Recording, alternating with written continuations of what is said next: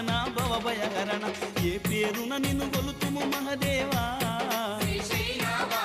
ఏ తీరున నిన్ను పూజింతుము దేవా ఏ పేరున నిన్ను గొలుతుము మహదేవా ఏ తీరున నిన్ను పూజింతుము దేవా శ్రీశైలవాస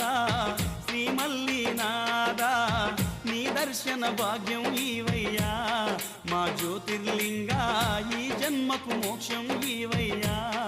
ఓం జై జగదీశ